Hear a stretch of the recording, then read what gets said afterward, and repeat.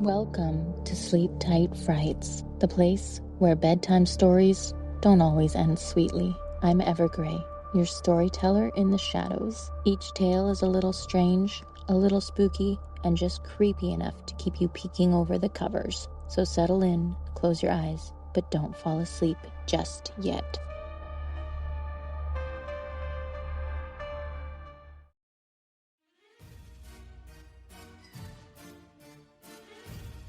Welcome to Sleep Tight Frights, the place where bedtime stories come with a chill and maybe a warning. Tonight's tale takes us to a small town fair, the kind with glowing lights, the smell of roasted corn, and something very old tucked behind the cotton candy cart. So close your eyes, don't toss any coins, and whatever you do, don't wish too loudly, because this is The Princess Who Ate Wishes.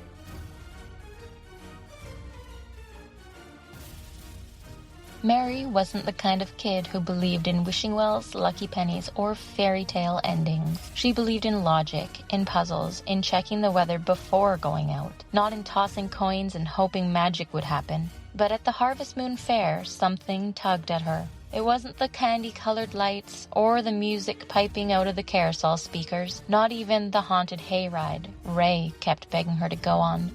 It was the Princess Fountain. The fountain sat in the oldest corner of the fairgrounds, tucked behind the ring toss and cotton candy cart that never worked. The path leading to it was lined with velvet ropes and trampled autumn leaves. A wooden sign creeped above the entrance. The princess grants one wish per heart, choose carefully. The fountain itself was small and round, no taller than Meri's waist. Coins sparkled in its basin like fish scales. Pennies, nickels, even a few crumbled foreign coins, as if the water had swallowed dreams from everywhere.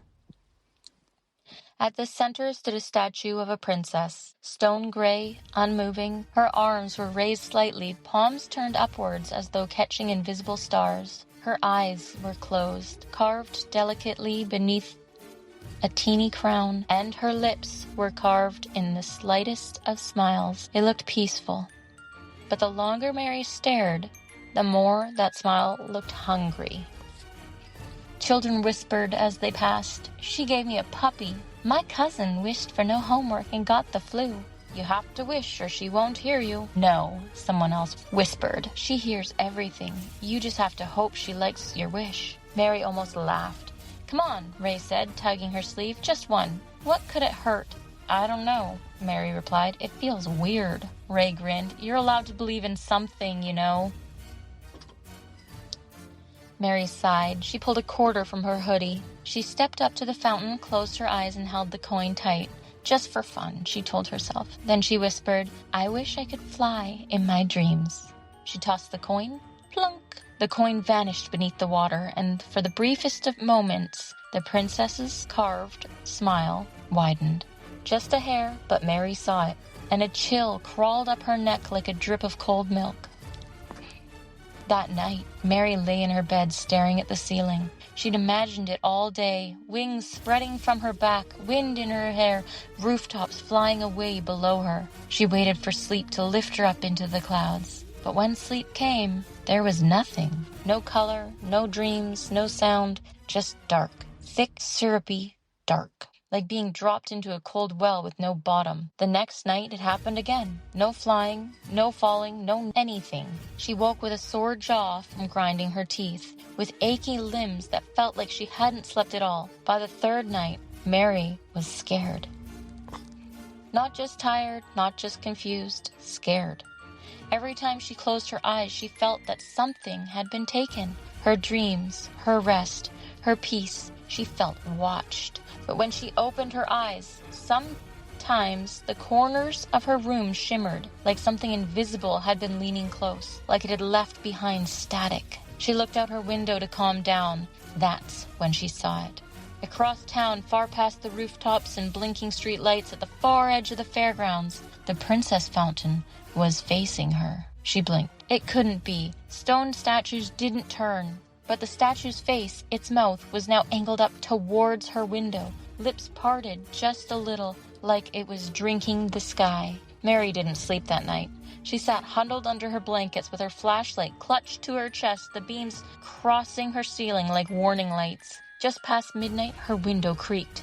The lock slid open, the curtain moved though there was no wind, and a voice, barely louder than a breath, whispered, "One dream in, none out. Wish again, feed me more."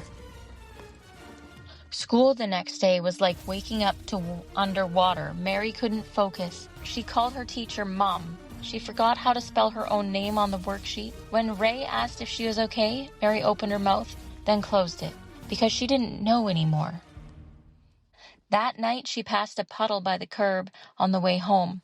It reflected the stars and her face. Only her reflection didn't blink when she did. It smiled, the same carved smile the statue had. And then it faded. Meri ran the rest of the way home. She locked her bedroom door, closed her windows, turned on every lamp she owned. She pulled out the folded fair map from her backpack. The princess fountain wasn't listed anywhere, not even in the cute little corner labeled Hidden Delights. Just a blank spot labeled Do Not Enter After Dusk. She had to go back, not to wish again, to stop whatever had started. She returned to the fair alone. The booths were shutting down. The caramel apple stand was empty. The carousel played its music slowly, like it was winding down for good. But the princess fountain? Still there, untouched. And this time the statue was standing taller, her arms stretched higher and her mouth open. Meri stepped closer. Coins glittered in the water like fallen stars.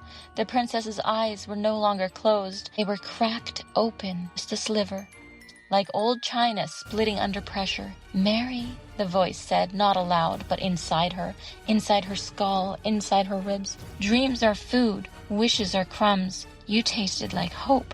Give me more." Meri pulled every coin from her jacket pocket. She threw them in, one by one. "I wish for candy," plunk. "I wish for straight A's," plunk. "I wish for a unicorn in my garage," plunk. With every wish, the fountain glowed, and the princess's mouth opened wider. Too wide. The porcelain teeth shone beneath the stone lips, rows of them, jagged and teeny, and inside that mouth, light. Not fire, not gold, dreams, swirling like jellyfish in a jar. She saw hers in there, glowing softly, spinning, but below it, others, hundreds, maybe thousands, some dim, some flickering, some screaming without a sound, all stolen, all devoured. Meri reached into her pocket and pulled out her last coin. Her hand shook. "I wish you'd choke on them," she whispered, and she threw it hard like a weapon. The moment it hit, the statue screamed, not high, not loud, but deep, like a cave collapsing from within. The crown cracked, the eyes split open completely, and the water began to broil black. Then the dreams rose, glowing ghostly orbs of color and memory. They spun upward like sparks from a fire. They brushed against her face, warm and soft. One stopped. It hovered in front of her, gold, familiar. She reached out. It touched her palm, and she slept, right there on the cold glass. She dreamed of flying, of clouds that carried her, of stars that whispered her name like lullabies, of weightless wings and wind that didn't push, it lifted. She didn't want to wake up, but when she did, she smiled. The next day, the fountain was gone. The area was roped off. A crack in the earth ran like a scar where it had once stood. People said a pipe burst. Others said it was lightning. No one mentioned a princess, not even Ray. But Meri remembers. She still feels the teeth sometimes, far behind her thoughts. She still hears whispers in puddles and drains and deep bowls of water. And sometimes, when she's just drifting to sleep, she sees the faint flicker of a stone smile at the edge of her room, waiting just in case.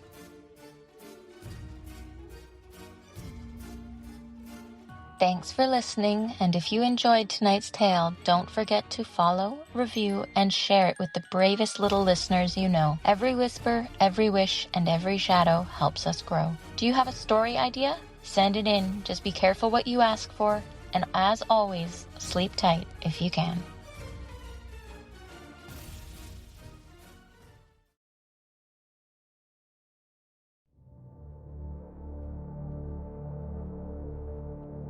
Thank you for listening to Sleep Tight Frights. It means more than you know, to us and to the things that listen back.